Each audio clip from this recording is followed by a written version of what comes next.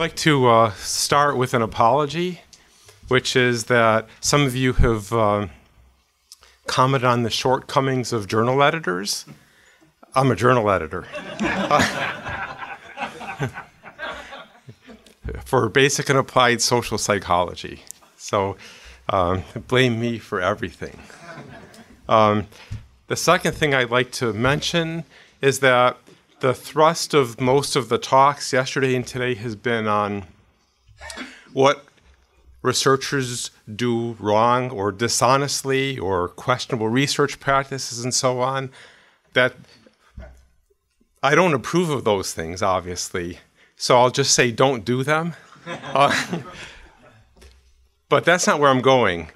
I'm going to make an argument that we would have a lot of problems even if everyone were perfectly honest. Okay, so let's first talk about the typical way people think about reproducibility.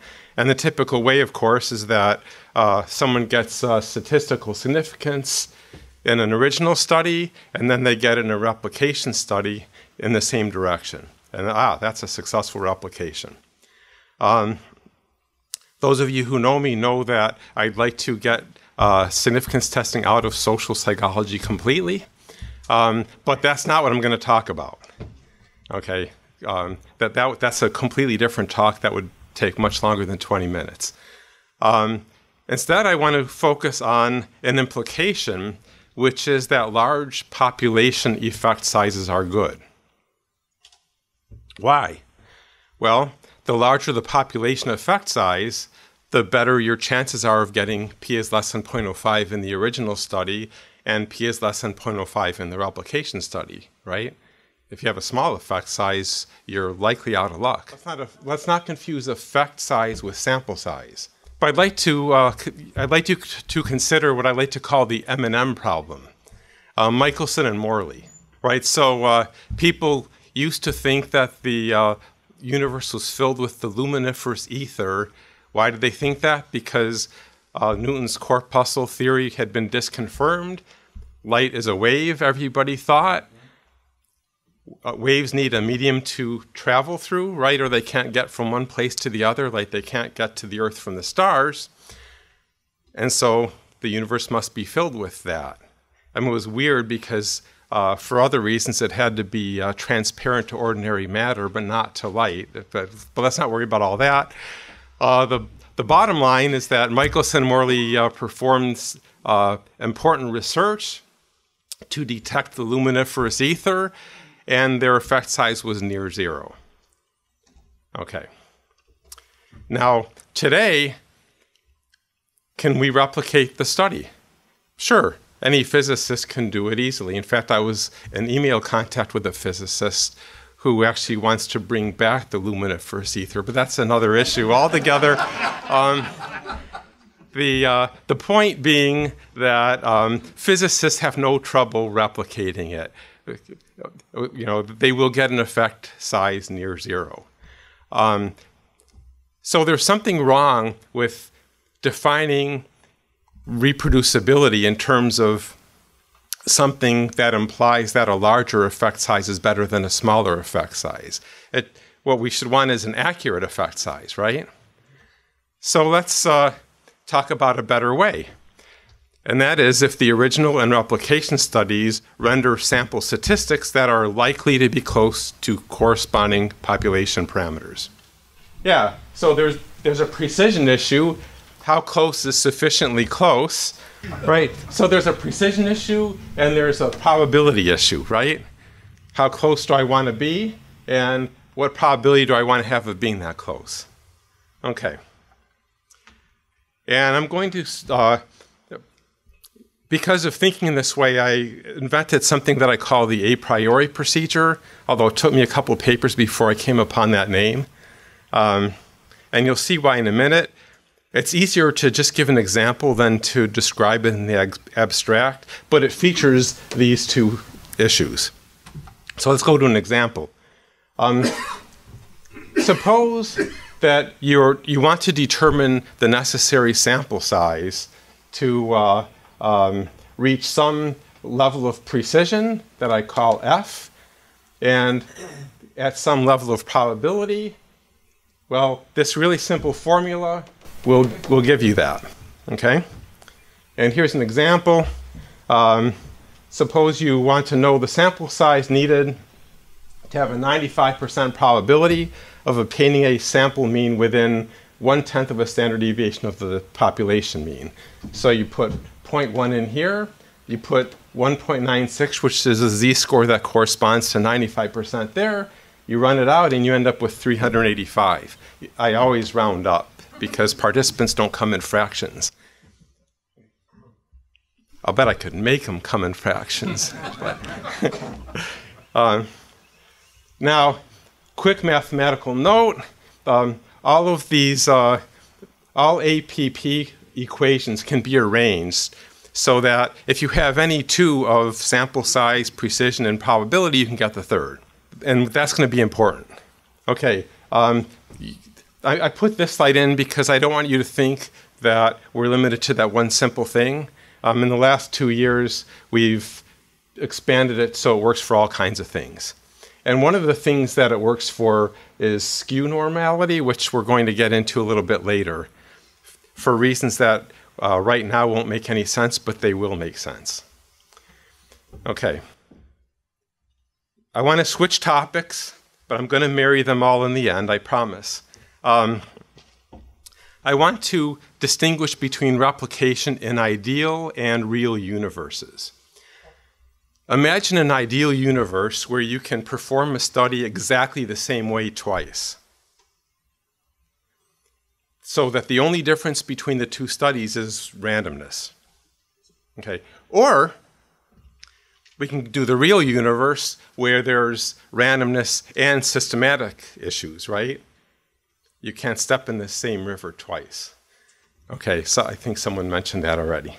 Okay, so I want to stress that the advantage of thinking in this way is that the probability of replication in the ideal universe is going to be a higher number than in the real universe because there's more that can go wrong in the real universe than in the ideal universe. Okay, so what? That's the question. Why am I making a big deal out of ideal versus real universes? Well, it's difficult to calculate the probability of replication in the real universe because you don't have the information that you need. But it's easy in the ideal universe, right? All you have to do is use an APP equation to get the probability of meeting specifications in the original study, and then square it to account for two studies, the original and the replication study. So this is, my way is the easy way. And as I said, a value is that although this won't give you the probability in the real universe, it at least will give you an upper limit.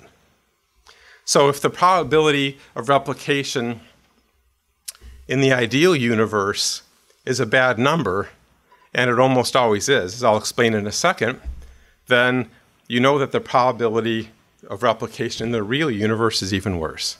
So as an example, I had a graduate student collect a whole bunch of journals from 5 areas of psychology and grab all the articles in a particular year, and then we use these equations to find out how good the precision and hence reproducibility was, and it's lousy, even under ideal conditions, in all 5 areas of psychology. Also, it turned out that the ostensibly most scientific areas, cognitive and neuro, had the worst results. So you see, there is an advantage to thinking in this idealized way. Now, sometimes when I talk about this stuff, people always say, well, David, didn't you just invent another kind of power analysis? We already know about power analysis. You're just doing power analysis. Just in a different way, sure, but still power analysis. No. Here's the thing. First, the goal differs. For power analysis, as it's usually done, and there are exceptions, but generally the idea is to find out the sample size you need to have a good probability, say 80% of getting p is less than 0.05 at some assumed effect size. The APP doesn't care about that. For the a priori procedure, the idea is to find out the sample size you need in order to meet your specifications for precision and probability. Okay, the math also differs, right? Because effect size matters for power analysis, but not for the a priori procedure, whereas precision matters for the a priori procedure, but not for power analysis. And here I'm going to be extreme because it's fun. From an a priori procedure perspective, power analysis actually causes a problem it's supposed to solve, which is not having enough participants. How so, you ask? Well, you didn't ask it, but I'm asking it for you. Okay. Let's talk about this graph here. What I did was I assumed various effect sizes along the horizontal axis. I went to a power analysis calculator to find out the number of participants you need to satisfy that.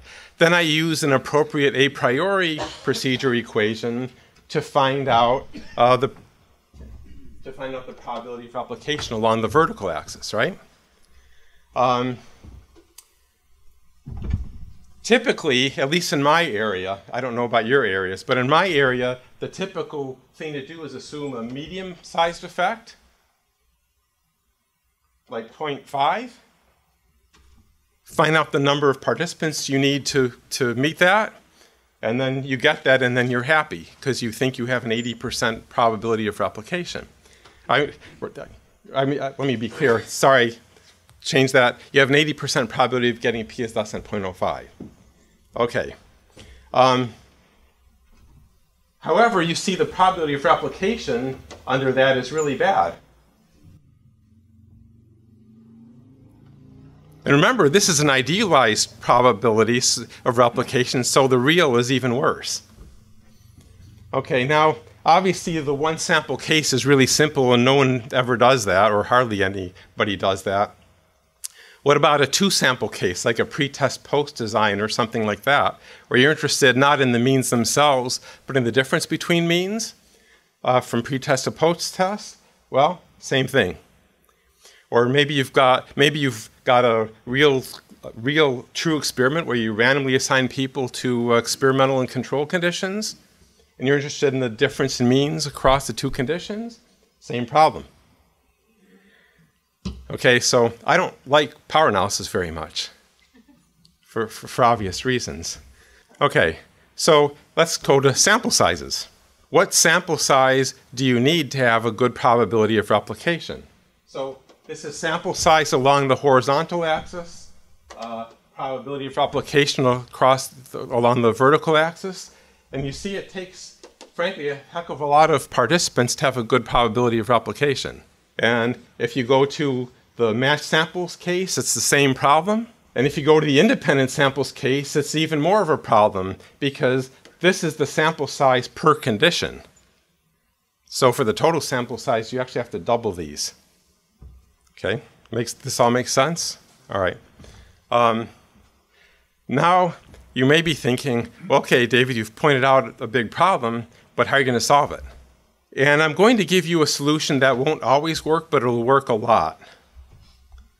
Or at least I think it will. And it takes advantage of skewness. The thing is, most distributions are skewed, and there are lots of people who have done systematic reviews and found that. Some details, but I'll get them over quickly.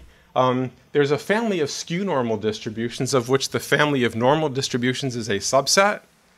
And the easiest way to think about it, so that I don't have to try to define everything, if you replace the mean with something called the location, the standard deviation with something called the scale, and add a shape parameter, then you go from normal to skew-normal. Okay, so it's 3 parameters, not 2 parameters. And in the case where you do have normality, the mean and the location are the same, and the standard deviation and the scale are the same. Okay? The key point that I'm going to take advantage of is that skewness is actually friendly. When I was in graduate school, I was taught skewness is terrible. If you have it, get rid of it, right? Do some kind of data transformation. But I'm going to make a different argument. So here's a picture. So the pink one is normal, and the colored ones are different kinds of skewed. And you can see that the skew normal ones are taller and narrower, which is a good thing, right? And so we're going to take advantage of that. Okay, so how can you take advantage of that? Well, consider this graph here, where you've got precision along the horizontal axis and sample size along the vertical axis. And the idea is to find the sample size needed for a 90% probability of replication. Why 90%? I picked it out of a hat. I like 90% for some reason. The dotted curve is the case where the shape parameter is 0, so you have normality, and the solid one is where the shape parameter is 1, so you have skew-normality. Now, why did I pick 1? Well, oh, thank you. Okay, because with the shape parameter of 1, that's not a lot of skewness. In fact, some authorities have even said you can consider it normal. But I want to show that you get a nice advantage even with that small amount. Right? So let's say you want to have really good precision, 0.1. Look at the difference in the subject count here. Same here for matched samples. Same for independent samples. And again, remember, double everything for independent samples. Okay? So the point I want to make is embrace the skewness. I mean, it's good for you. It's healthy. Have it with your breakfast. Okay, so conclusion. What can journals do? Well, the general point is to, one thing journal editors could do, I haven't done it yet because I just made up the stuff. But one of the things journal editors could do is insist on APP calculations pertaining to reproducibility. So that's a general point. And a specific point is journal editors could insist on much more attention to distributions, and that researchers calculate the appropriate parameter estimate. So if you don't have normality, maybe you shouldn't use the mean, or maybe if you're going to use a mean, you should also use a location. And let me be clear, there are distributions other than skew normal as well, and we're developing a priori procedure equations for those as well. And so I don't want to say always assume skew normality. I just want to say pay attention to your distribution and consider what the appropriate statistics are for that. And that's it. Thanks.